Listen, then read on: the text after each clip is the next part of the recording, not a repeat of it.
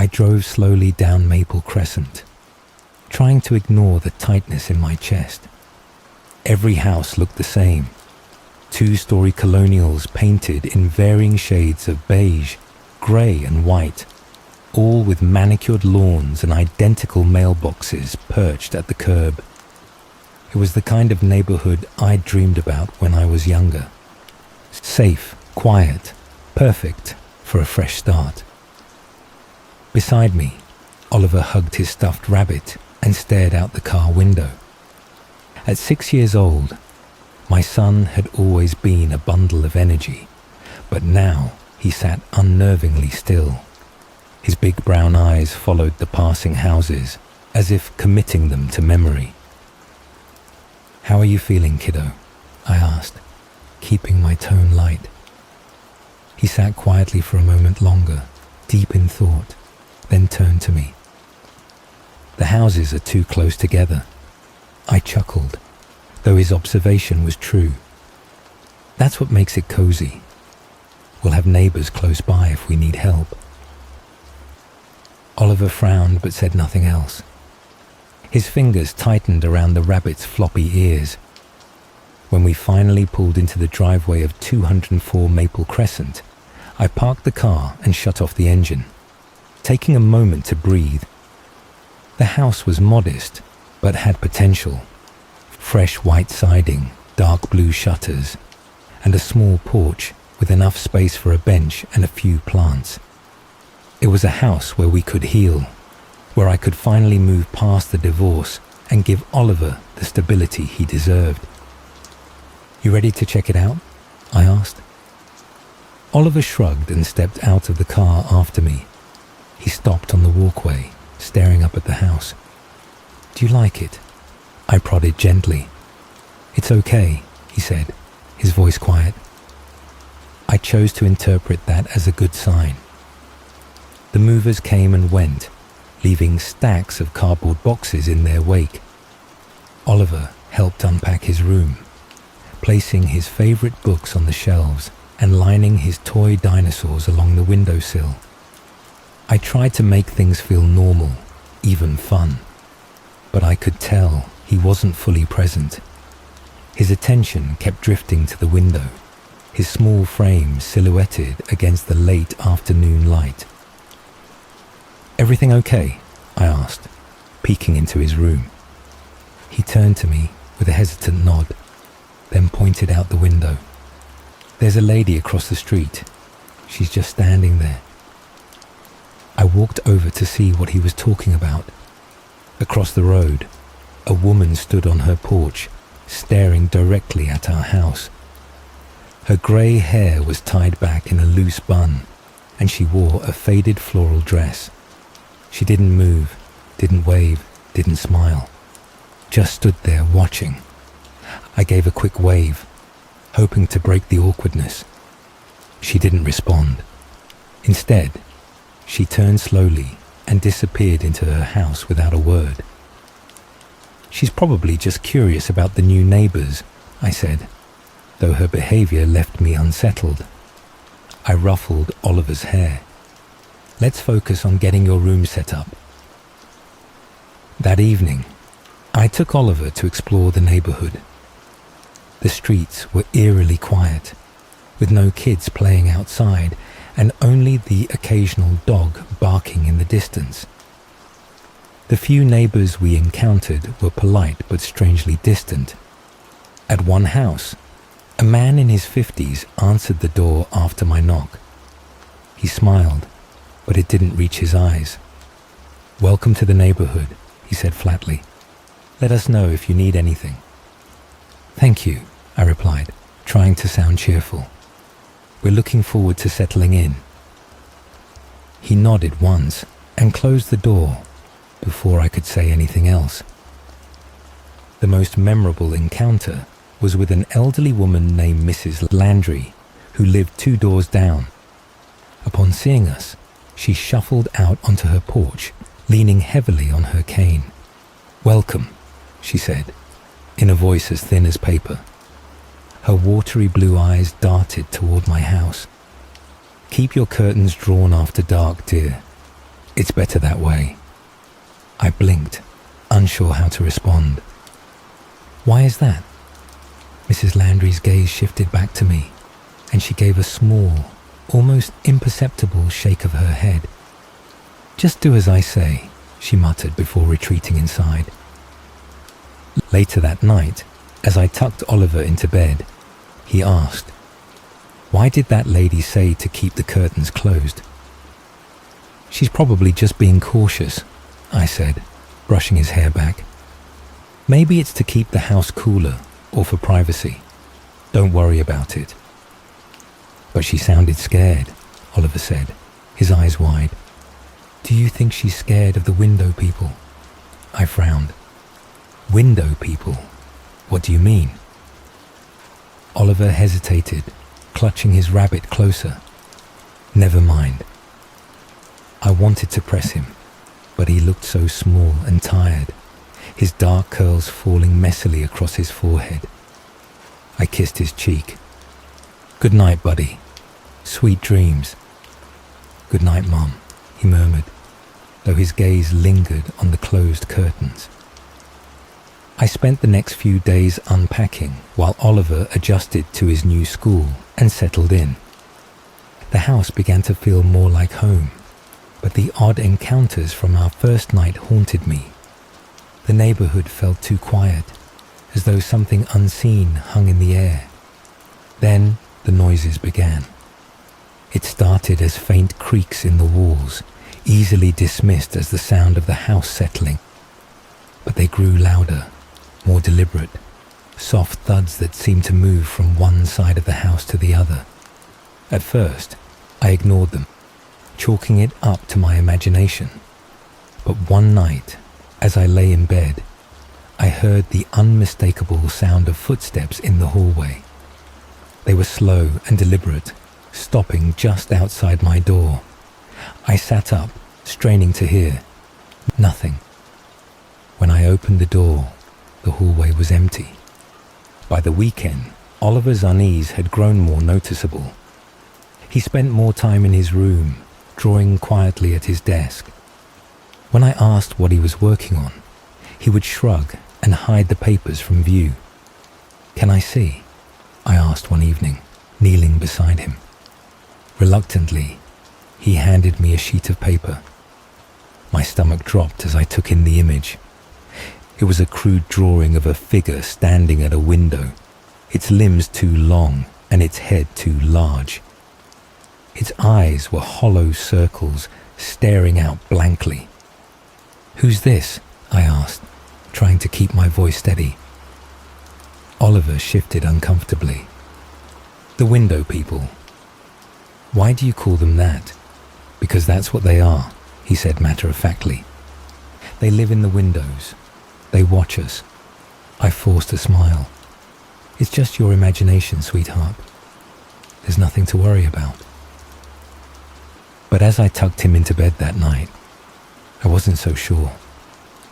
I woke the next morning to the sound of Oliver's footsteps in the hallway. He wasn't walking, running. The rapid thud-thud-thud jarred me from sleep, and I sat up, disoriented.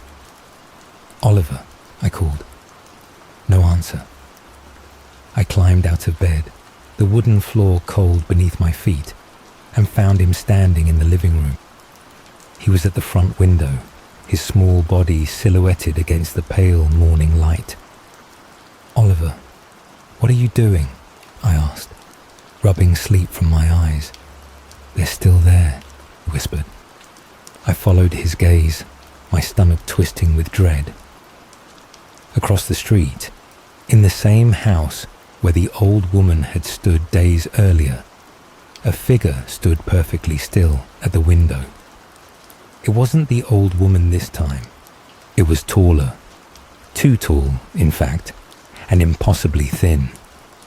Its face was a pale blur, like a smudge of light on glass. I couldn't make out any features, but its head was tilted, as if it were looking directly at us. I shivered, forcing myself to stay calm. "It's probably just someone standing in their house," I said, though the words felt hollow even as I spoke them. "They don't move," Oliver said, gripping the edge of the windowsill. His voice was so quiet it was almost a whisper. "They never move." The day passed uneventfully, though I couldn't get the image of the figure out of my mind. Every time I glanced out a window, I half expected to see it standing there waiting. That evening, as I cooked dinner, Oliver sat at the kitchen table with a stack of paper and a box of crayons. He was drawing again, his brow furrowed in concentration. I tried to focus on chopping vegetables, but I couldn't ignore the growing pile of drawings beside him. "Can I see what you're working on?" I asked casually, hoping he wouldn't retreat into silence like before.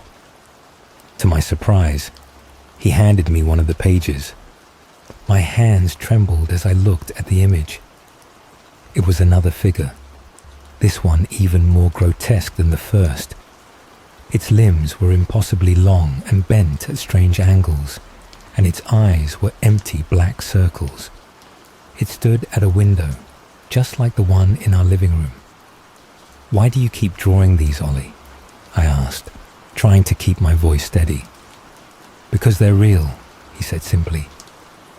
He picked up another crayon and started on a new page, his movements quick and precise. "They live in the windows." That night, I closed every curtain in the house. Even the bathroom window, which was small and frosted, felt like a portal waiting to be breached. Oliver watched me silently as I went from room to room, double-checking the locks on the doors and windows. "Is this about the window people?" he asked as I tucked him into bed. I hesitated. "I just want us to feel safe." He nodded, clutching his stuffed rabbit tightly. "They don't need doors," he murmured as I turned off the light. "They can already see us." The tapping started around midnight. At first, I thought it was the wind. The sound was barely audible over the hum of the heater, but it grew louder as the minutes passed. It was deliberate, tap, tap, tap, like fingers drumming against glass. I bolted upright. My room was dark, the curtains drawn tight, but the sound seemed to come from the window closest to me. Swallowing my fear, I forced myself to get up and peek through the curtains. There was nothing there, just the faint outline of the empty street, illuminated by the glow of a street lamp. As I turned away, the tapping came again. This time, it was at the living room window. I grabbed the flashlight from my bedside table and crept down the hall, my footsteps soft against the wooden floor. When I reached the living room, I froze. The curtain over the window rippled slightly, as though something, or someone, was brushing against it. "Who's there?" I called, my voice shaking. The tapping stopped. I held my breath, listening. The house was silent. For a long moment I stood there, my flashlight trembling in my hand. Finally, I pulled the curtain aside. The window was empty. The next morning, Oliver's drawings took a darker turn. He now used thick, jagged strokes of black crayon to outline the figures, their eyes growing larger and more menacing with each page. Some of the drawings showed multiple figures, clustered together at the same window. In one, they had their hands pressed against the glass. "Do they talk to you?" I asked, trying to sound casual. He shook his head. "They don't talk, they just watch." His words sent a chill down my spine. "What do they want?" Oliver paused, as if considering the question. "I don't know," he said finally, "but they're coming closer." By the end of the week, my nerves were frayed. The tapping sounds continued every night, always moving from window to window, as if whatever was out there was circling the house. Oliver's behavior grew more withdrawn. He no longer wanted to play outside, and he refused to sleep in his room, claiming the window people liked it best in there. I found myself staring out the windows during the day, searching for any sign of movement. The neighborhood seemed unnaturally still. The only signs of life were the figures in the windows. They were everywhere now, standing in the houses across the street, down the block, even in the house directly next door. I couldn't ignore them anymore. One evening, as the sun set, I stood at the living room window and stared back. Across the street, in the house where I'd first seen the old woman, a figure stood motionless. Its body was obscured by the curtains, but its pale face was visible, pressed against the glass. I lifted a hand and waved. The figure didn't move. That night, I woke to find Oliver standing at my bedside. His face was pale, his eyes wide with fear. "What's wrong?" I asked, sitting up quickly. "They're inside," he whispered. My blood ran cold. "What do you mean?" He pointed toward the hallway. I saw one, in the mirror. I grabbed the flashlight and followed him into the hallway. The mirror on the wall was just a cheap piece of glass, the kind you'd pick up at a department store. It reflected the dim light from the hallway, showing nothing unusual. "There's nothing there," I said, though my voice shook. Oliver clung to my side. "They don't stay long, but they're here. I know they are." I didn't sleep the rest of the night. I spent most of the next day trying to convince myself that Oliver's fear was just his imagination running wild. But as I washed dishes after breakfast, I caught my own reflection in the small window above the sink. For a fleeting moment, I thought I saw something move behind me. Just a shadow, faint and quick, gone before I could turn around. My hands trembled, sending the dish soap bottle clattering into the sink. I stared at the window, unblinking. The distorted reflection of the room behind me looked normal, but something felt wrong.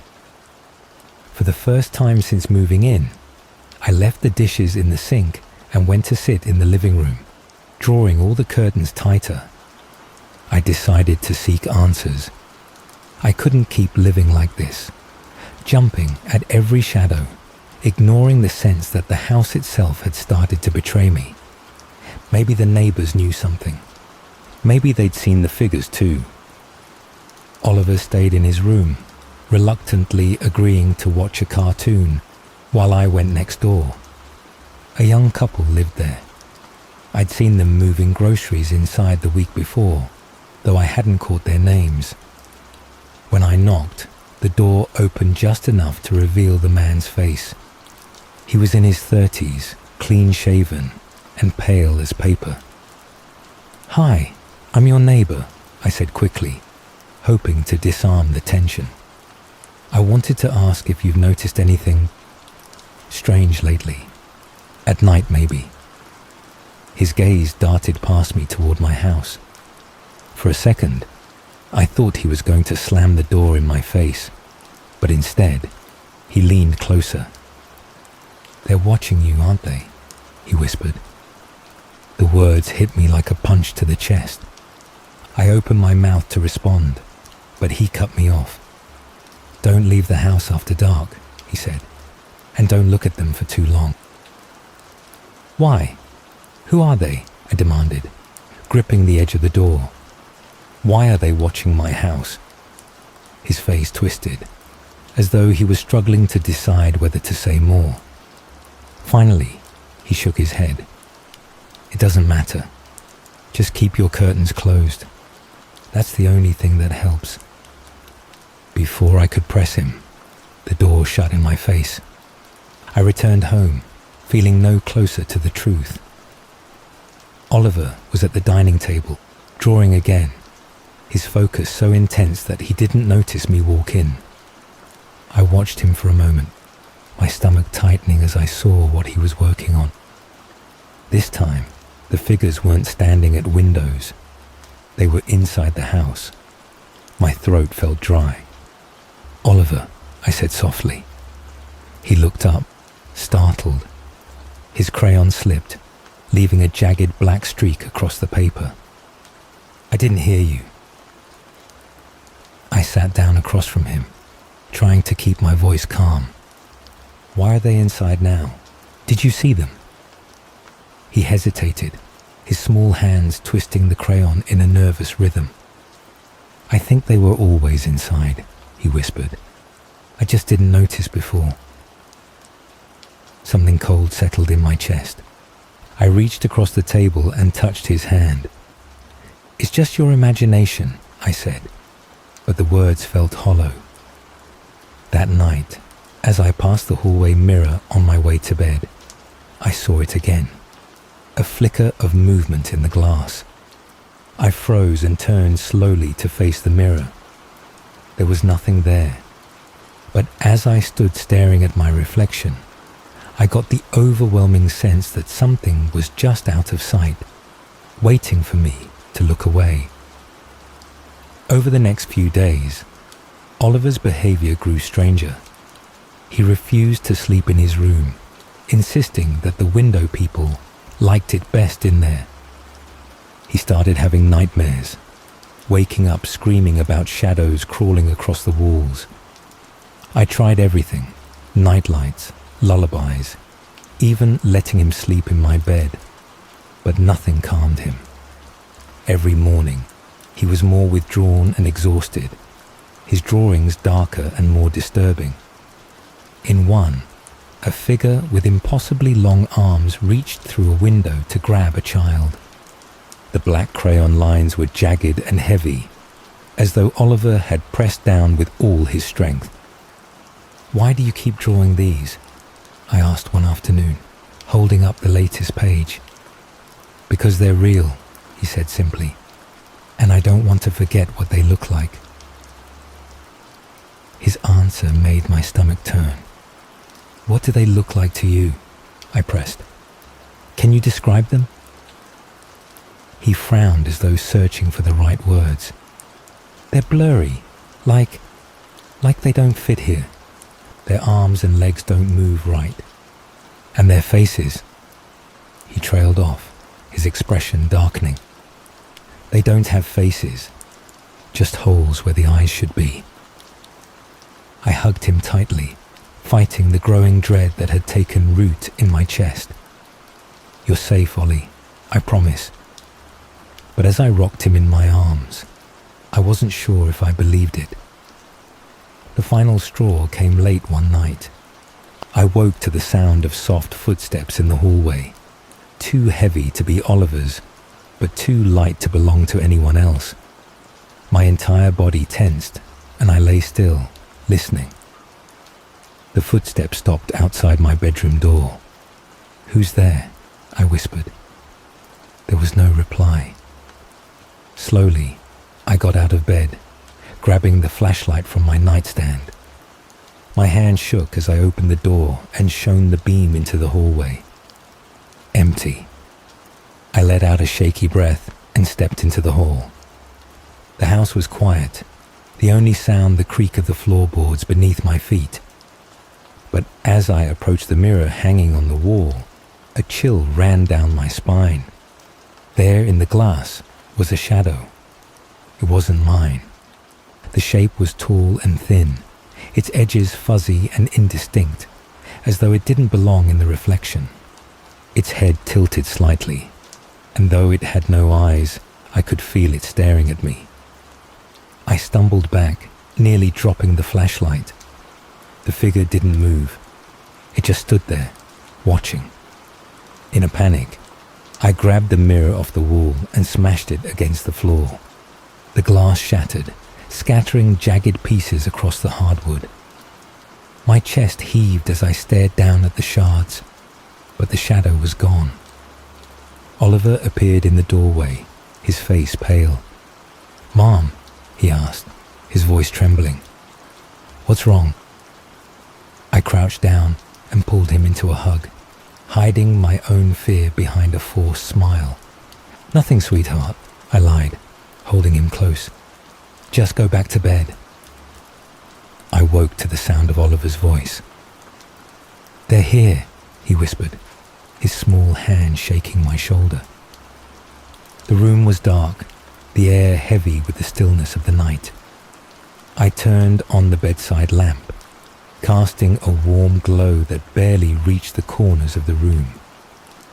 Oliver stood beside my bed, his stuffed rabbit hanging limply from one hand. "What do you mean, sweetie?" I asked, my voice thick with sleep. He didn't answer right away. Instead, he pointed toward the hallway. "I saw one, in the kitchen." I felt my stomach drop. "Are you sure?" He nodded, his face pale. It was looking at the mirror. I swallowed hard, forcing myself to stay calm. Grabbing the flashlight from my nightstand, I swung my legs out of bed. "Stay here," I told him, though I knew he wouldn't listen. He followed me as I crept down the hallway, each step a careful whisper against the wooden floor. The kitchen was dark, the faint glow of the street lamp bathing the countertops in an eerie glow. I scanned the room with the flashlight, the beam cutting through the dimness. The light swept over the mirror hanging above the sink. It was empty. Just my reflection staring back at me. Turning to Oliver, I said, "There's nothing here, sweetheart. It was probably just a dream." But Oliver shook his head vehemently. It wasn't a dream. It was real. Before I could respond, a sound froze us both in place. A soft tapping coming from the living room window. I turned toward the noise, the flashlight trembling in my hand. We moved slowly toward the living room, the tapping growing louder with each step. My mind raced, trying to rationalize the sound. Maybe it was the wind. Maybe it was a tree branch brushing against the glass. But deep down, I knew better. When we reached the living room, I stopped in my tracks. The curtain over the large front window rippled as though something or someone was brushing against it. I tightened my grip on the flashlight and forced myself to step closer. "Stay behind me," I whispered to Oliver. With a deep breath, I pulled the curtain aside. The window was empty. Beyond the glass, the street was eerily quiet, the houses across the road shrouded in shadow. But then I noticed something that made my blood run cold. Reflected in the glass of the window, faint but unmistakable, was a figure standing behind us. I spun around, my flashlight beam slicing through the darkness. There was no one there. "Mom," Oliver whispered, tugging on my sleeve. "Look at the mirror." I turned toward the hallway mirror. The faint glow from the living room cast enough light to illuminate its surface, and what I saw made me stagger back. The reflection showed not one figure, but several. They were crowded together, their elongated limbs twisted at unnatural angles, their hollow eyes fixed on us. They didn't move, but their presence was suffocating, as though they were pressing against the glass, trying to break through. I grabbed Oliver and backed away, my mind racing. "We need to get out of here," I said, my voice shaking. But as I reached for the door, the tapping started again, this time from every window in the house. The sound was maddening, a rhythmic drumming that seemed to come from all directions at once. Oliver clung to me, his small body trembling against mine. I tried to think, to focus, but the noise made it impossible. Then the whispers started.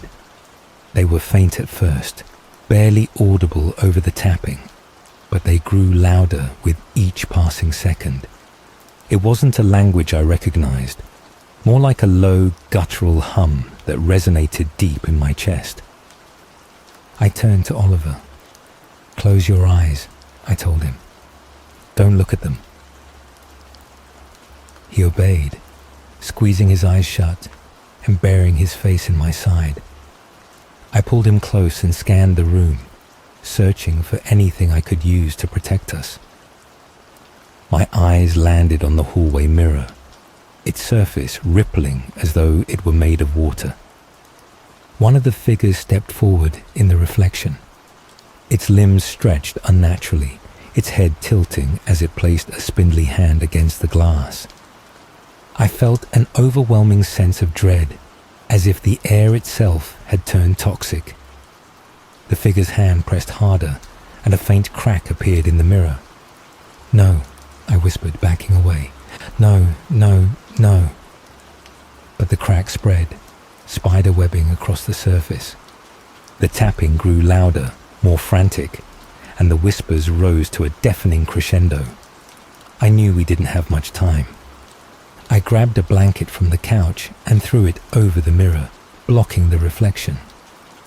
The noise stopped abruptly, leaving the house in a suffocating silence. Oliver peeked up at me, his eyes wide. "Did it work?" he asked. I nodded, though I wasn't sure. "We need to stay in a room without mirrors," I said, pulling him toward the bathroom. It was the only place in the house where I could keep him safe. The bathroom felt impossibly small, with the two of us crammed inside. I locked the door and flicked on the light, the hum of the fluorescent bulb doing little to calm my nerves. There were no mirrors here, only plain white walls and a small frosted window that I'd already covered with a towel earlier in the week. Oliver sat on the edge of the tub, his knees pulled to his chest, the stuffed rabbit clutched tightly in his arms. His wide eyes never left me, filled with a silent plea for reassurance that I didn't know how to give. "We're safe in here," I said, though the words felt empty. I sank to the floor, my back against the door, listening for any sound beyond the walls. The house was eerily quiet now. No tapping, no whispers, just silence. Somehow, the stillness was worse. "What do they want, Mom?" Oliver whispered. I shook my head, unable to meet his gaze. "I don't know." In the quiet that followed, I became painfully aware of my own breathing as I stared at the towel covering the tiny window. It hadn't moved, but I couldn't stop imagining what might be waiting on the other side. Oliver's voice broke the silence. "Even when you close your eyes, they're still watching." I didn't sleep. Hours passed, or maybe it was minutes. Time had lost all meaning, and I stayed where I was, guarding the door as if that could keep us safe. Oliver drifted in and out of a fitful sleep, his head resting against the cold porcelain of the tub. At some point, I noticed something strange. The light in the bathroom seemed to dim, the hum of the bulb growing fainter until it was almost imperceptible. My chest tightened as I glanced at the covered window. The towel moved. It was subtle, just the faintest ripple, like a breath of air brushing against it. But in the suffocating stillness of the room, it was enough to send a cold wave of terror crashing over me. I stood, my legs trembling, and reached for the towel. My hand froze inches from the fabric, and for a moment, I thought I saw a shadow shift on the other side of the frosted glass. "Mom!" Oliver's voice was barely a whisper. I turned to him, forcing a smile. "It's nothing. Go back to sleep."